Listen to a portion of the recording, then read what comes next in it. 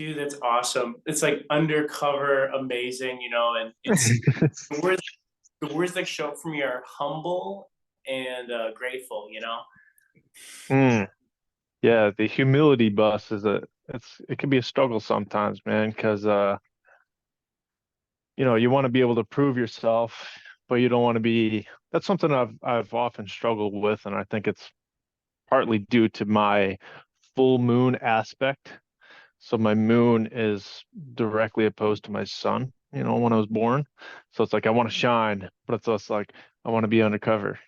Like so it's a weird dynamic to balance. Mm. That dovetails so perfectly into our conversation about training today.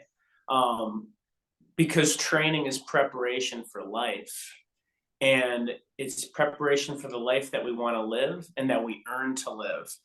And I find life as this, it's like between order and chaos, or like being extroverted and introverted. It's like walking the straight and narrow, saying less, but also saying a lot when the occasion arises. Mm, yeah, I definitely agree. It's a funny thing to balance, and it's particularly for guys like you and I whether or not you agree with me, but we're more analytical than like your common Joe, where we're trying to uncover things, we're trying to learn more, whereas other people are kind of, it's like I am what I am and like deal with it as I come.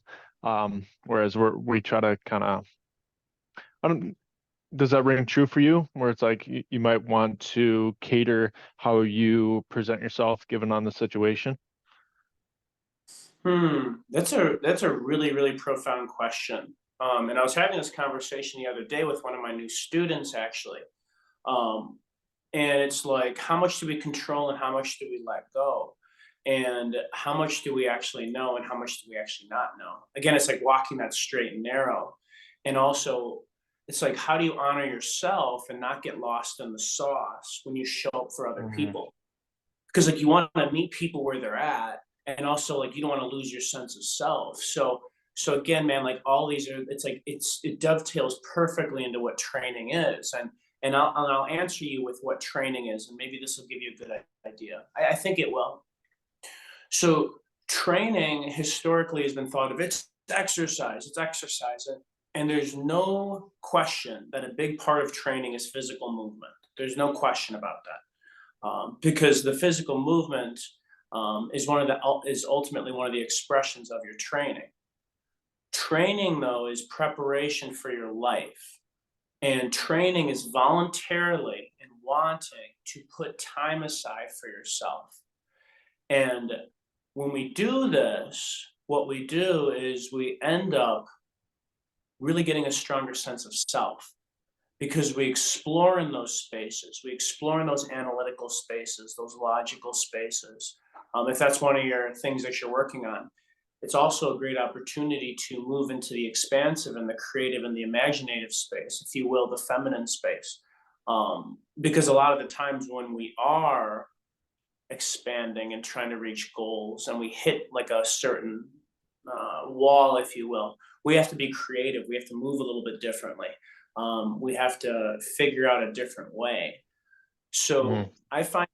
what I find myself, to answer your question also directly, is that when I'm on my own dime and my own dollar, so to speak, like I don't have as much of an inclination to meet people where they're at.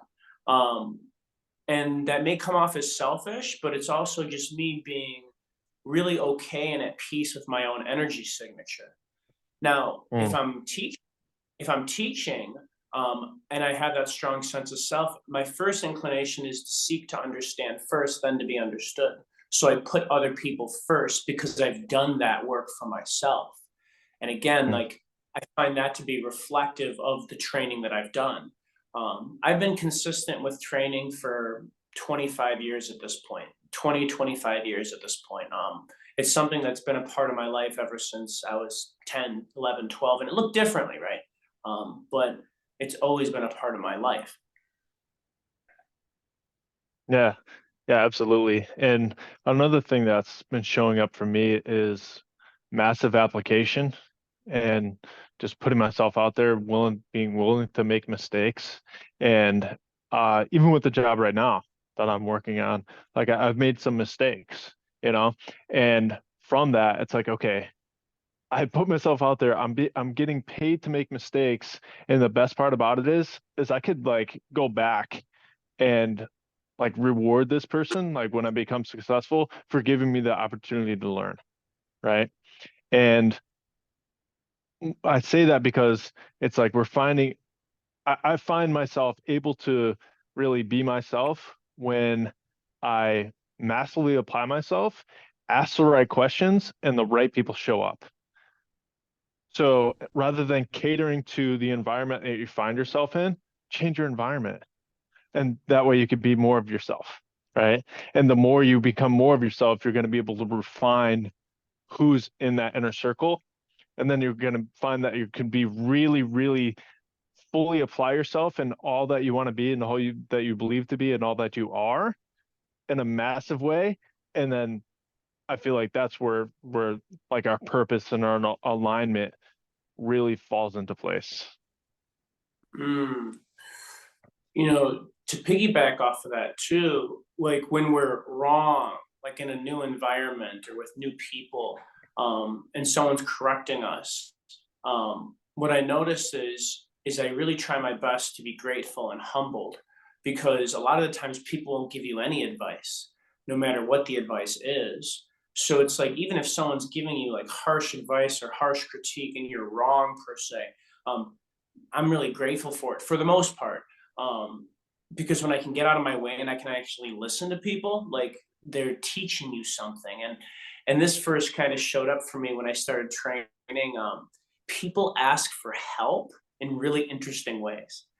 And so at the end of the day, too, again, I'm going to keep bringing it back to training. Like if I've done my work and I know who I am, what's really cool is when I put myself into those new environments or those new learning opportunities or existing ones, and somebody is calling me out or critiquing me, I can then be like, okay, this person might have something to tell me. They might have something that I might not see. And I know who I am, and I feel like, and then it helps me dive into that and be like, okay, I might be missing something, so I'm going to listen to this person. Because again, man, like I'll come back to it. It's like a lot of the times people won't even give you the time of day. They won't try to correct Mm. you. They won't try to do anything. They won't give you any advice. They'll just move on with their day. And I don't think it's personal most of the time. I think it's just because Mm. people are on their path. So it's like if Yeah, someone is having that direct interaction with you, it's like I want to listen because they might know right. something that I don't know. Yeah, and everything's an energy signal, man. Like you were saying, energy signature. So you have your own signature. I've heard it put as um, a pattern unit of this place. And sometimes we have a pattern unit of learned behavior from our childhood, where someone that may have come from what we came from and can speak insight that that learned behavior, that pattern of behavior learned from our childhood kind of forms our ego, right? And Mm. we'll push back against that. When really our true self is like, yes, give me more. But there's a wounded child there where it's like, no, like we're not safe, we're not safe. And my ego is going to come in and take over to,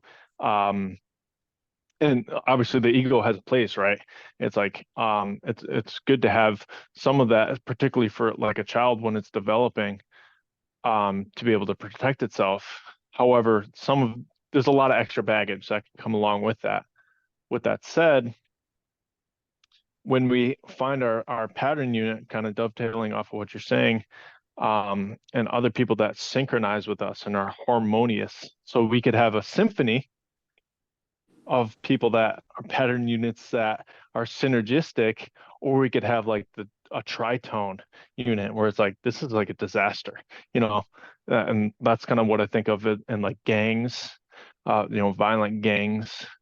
That's kind of like a lot of people that are not harmonious and not really synchronizing. It's just disaster upon disaster where it's like, these people have to change their environment because each one of these people, if you take them like where they're at, they're probably not bad people, but they're, you know, bouncing off of other people in not a positive way, and they're really find themselves in an environment that rewards their lowest nature, their primal nature, rather than, you know, admonishing it and saying, hey, like, we could do better, you know, or upright standing beings, you know, have a capacity to look upward, like most animals can't.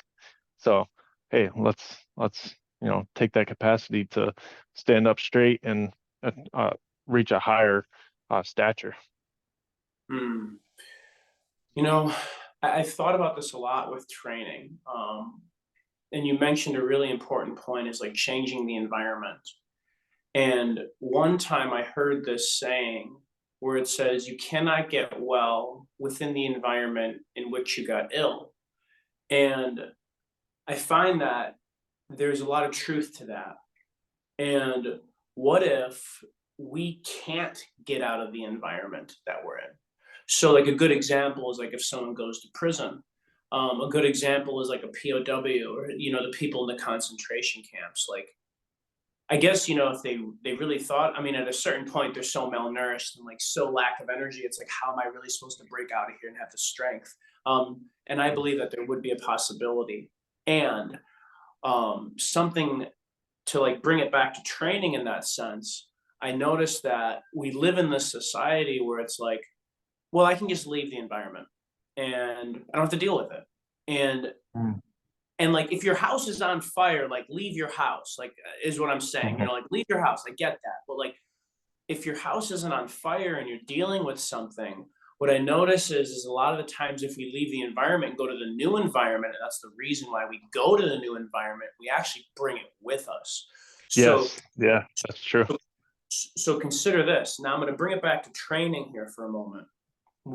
This is a beautiful example of why I love to test people in positions. So like, because think about this for a second. Think about this mentally, emotionally, and physically. First of all, like we'll talk about a lunge position, right? Getting in a long position and holding it for 5 minutes, 10 minutes. Like, first of all, it's fucking hard. Like, it's difficult to do that physically, right? But Hmm. what we realize is like, okay, so this is not only challenging me physically, mentally, and emotionally, but it's challenging me in every single sense of my being. And like the Mm. test is that you have to be in that position. So it's like, how can I feel into this position? And then within that position, change my position within my position to last longer. And Hmm. what I noticed is that when we teach people how to do that, they can then, whatever situation that they're involved in, they can change their position within their position to create a possibility, like an actual robust, integral possibility. So then they can actually leave that environment, right, mentally and emotionally first, and then they can physically get out of it. It's like thinking about someone like Kirby Puckett. He grew up in the Robert Taylor homes in Chicago, like terrible neighborhood, right? Gang, drugs, prostitutes, you name it. And he made it to the big leagues, right? So it's like, what did he do? He practiced, he did good. He did something there and he got out of there because he changed his mindset and his position within the position first. And I Mm. find those types of people are two words: unshakable and unfuckwithable. And like, I noticed that to achieve your dreams, it's important that you have those two things. And again, like, this is what the benefits of training are. It's not about getting Mm. 3 inches that are arms that are 3 inches bigger, or like losing 50 pounds. These are consequences. These aren't goals of training, right? Right. I went over that recently. The goal has to be deep. It has to be written in your purpose. And like, your purpose is what you think about late at night when you're staring at the stars, or you're silent and there's no noise around you, or you're sitting next to a campfire, or you're with your best friends, or when you're overcoming adversity, or you're looking at your biggest challenges in the face. Like, that's your purpose. And no one can tell you what that is. It's an Yeah, inside job. And for training helps you suss that out. It helps you figure that out. Yeah, for sure. What shows up for me, a few things show up for me. So I find that we're here for a purpose, and when people aren't about their purpose and they hide it away, they push it away, and they don't allow it to shine through, it's going to manifest in some type of physical ailment. Now, take that collectively. So you didn't take personal responsibility for your life, therefore your body's going to punish you. Like it's life's going to take you out, basically. And then again, with humanity on a collective scale, we're all not doing that individually. So what does that look like collectively? It looks like war. It looks like famine. It looks like having people in POW camps. It's like, okay, you decided that, hey, you know what? I'm going to give up on that dream. Life is too hard right now. I'm going to join the military. And talk to anybody that came out of the military that actually went through the shit and like actually thought about it. So you won't find very many people that come out of the military that aren't on some type of medication, didn't take on some type of disability, mental, physical, spiritual, and don't have a negative mindset. Or like the people that kind of go into there have that like conquer mindset, and they're typically like braggarts and people that want to kind of be like Casanovas, you know. I was special forces, I was this, that, and the third. You won't find too many that maintain that military mindset outside of the military and have a positive outlook, because it doesn't work in real life, you know. It doesn't work. It doesn't apply. So I can't remember this philosopher or economics guy actually. He I wish I could remember his name. It'll come to me. I'll mention it towards the end. But he said that um, society is not built by war, but built by peace.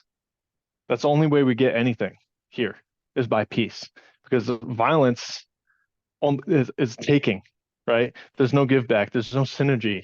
It's only like it's a it's diminishing returns. So as we take responsibility and become producers and creators, each of us individually, and what that takes is to become a producer. If you look at any type of business, it requires a vast amount of participation and cooperation. So there's no one business owner. So for one of my aspects of my jobs, of my job is renting dumpsters. I can't start a dumpster company without having people that build dumpsters. I can't, there can't be a company that builds dumpsters without people that are trained to weld metal. We can't have people that are trained to weld metal without engineers and very, very smart people that are like, I'm going to build a welder. We can't have people that build welders without the people that go out and mine it. We can't have miners without the people that build the excavation machinery to get that done. So I'm outlining this to help people understand that training, it's not always about you. It's about taking responsibility. And it's like, life is so wrong. I wish it was this way. Life's too hard. I'm so busy. I can't pay my bills and so on. So you got to start taking more responsibility, because no one else is going to do it for you. And pull up your pants, dude. Like do some hard shit. Do some hard shit. And guess what? Life is going to get a little bit easier, actually, believe it or not. Everybody starts applying themselves with who they really are, really understanding, and it gets really easy, because like we're gonna get those greater returns the closer we come to our purpose, in alignment with our purpose. Because it's just like the Bible says, like the the birds don't worry about what they're gonna eat because they're about the purpose, right? The flowers don't worry about getting sunshine because they're doing the purpose. Well, why are you struggling? You're not about your purpose, are you? If you really, really go down deep, start asking some more questions, start looking for some more solutions, and then have that courage, which I'm coming into now, is like, okay, I need to have that courage to step into this and then make some sacrifices here, you know? And it's like, okay, what does it look like? You know? Mm. So I encourage everybody to to go on that path. And what does that look like? Doing some hard stuff, you know, giving some things up. Just take responsibility for some smaller things. And if you need help with that, we're here. We're here for you. Because you could listen to these podcasts. Oh yeah, that's a good idea, and so on and so forth. Well, what next? Give us a Mhm. call. Reach out to us. We'll be able to provide you through a consultation some powerful insights where you could apply massively to smaller and smaller things that through consistency get you a higher level. Mm. Yeah, well shared. And what I'll do is, since we're coming up to our time here, I'm going to complete with this thought. Is going back to the war example. It's really interesting how a lot of people learn in very interesting ways. And I've been thinking about this a lot, and I've thought about this a lot for the past 15 years. It's like, can people learn things without completely bottoming out? I don't know the answer to that, because we're all on our individual journeys. And what I notice is, in my experience with people who have, advanced disease states, all the big names, you think of it, all the physical ailments, you think of it. What I noticed is that it all comes back to, a lot of the times, acknowledgement of self, acknowledgement of where I'm at, acknowledgement of my orientation with life right now, and taking responsibility. I've also been thinking about, is responsibility more, or is it a more or less thing, or is it just being responsible for who you are and what you're doing? That's another interesting inquiry I was thinking about. I don't know the answer to that. It sounds like a both thing. Um, and again, like with the acknowledgement, when I take time each time out of my day, and I do my exercises, I do my training, I do my meditation, I eat my nourishment, I focus on my purpose, I build my knowledge, I work on my relationships, I get outside, I actually rest. I notice is that there's a self acknowledgement, and I'm then able to put a little bit more space between things. And when I know my energy signature and I have space between things, I can make the best choice for myself in any given moment. And Mm. sometimes we have to go down the harder path. I know I've done that before, because we want to prove to ourselves that we can do it, and that we are strong. And also, we take on harder work too to upgrade, because we need to, in order to upgrade, we need to take life on to a higher vibration than where we're currently at. And that requires Mm. massive input, massive effort, massive consistency. And I was saying, this is what I tell people. They're like, how high? It's like, what are my goals? It's like, well, how high do you want to climb to the mountain? Like, and that's up to you. I'm not going to tell you that. Do you want to get to the peak? Do you want to get to base camp? Do you just want to look up at the mountain? Do you want to look at it on a screen? Like, what is your goal? Mm. Like, I'm not going to tell you that. But what I will Mm. tell you is that, based on where you're at and based on what your goals are and like your purpose, we're going to work together, and we're going to help you discover that. Mm. That's what it is. Absolutely. I had an analogy, a very strange analogy pop up in my head, but I wanted to share it with you guys. Um, so have you ever looked out so it's raining outside, right? And where I'm at, have you ever looked at the window pane where you're in your car and you're looking at the little tiny droplets of water, right? And then you're watching them kind of link together, and then they're like carving this little path. And as they collect more and more raindrops, grow into this it starts to drop faster and faster and faster. That's kind of what training is. So you're at this like little tiny sprinkle of a raindrop sitting on this piece of glass and you're stuck. Everything, it's just dry around you. It's just a desert, right? And then you just invite a little, like, put a little impetus, give into like the nature of this place, which would be gravity, right? And then maybe you'll link up with something, and then that thing is going to link up with another thing. It's almost like 6 degrees of separation. The more contacts you meet, the more capacity you're going to be able to create more and more contacts and create Mhm. more and more momentum, right? So with that, it's like, yeah, just so next time it's raining, you see that glass of window pane, remind yourself of this conversation, maybe come back to it, say, hey, you know what? I need to be more about my purpose. What is my purpose? Maybe my purpose is just to get to the bottom of the window pane and dry off, right? Or maybe my purpose is get all the way down and then join the river or join the stream and get down to the delta. And maybe I'm supposed to be providing, sustenance for kids in Africa. Who knows what it is? Whatever your goal is, just start little, start small, be consistent, add those little drops together, and start to build that momentum. Mr. Hickmeister Flex, that's your new nickname, by the way. Hey, showing up and having these conversations, and to everyone out there, thanks for tuning in and thanks for chiming in too. And yeah, to the best day on purpose, and giving you guys a little bit of better idea of what training is, because training and personal training is evolving, and it's more than just bodybuilding. It's about your life, about preparing for the life that you want to live and that you earn to live, so that you can show up, because your movement is an expression of your life. Thanks, gang. Absolutely. Thank you, guys. Thank you, Alex. Love you, bro.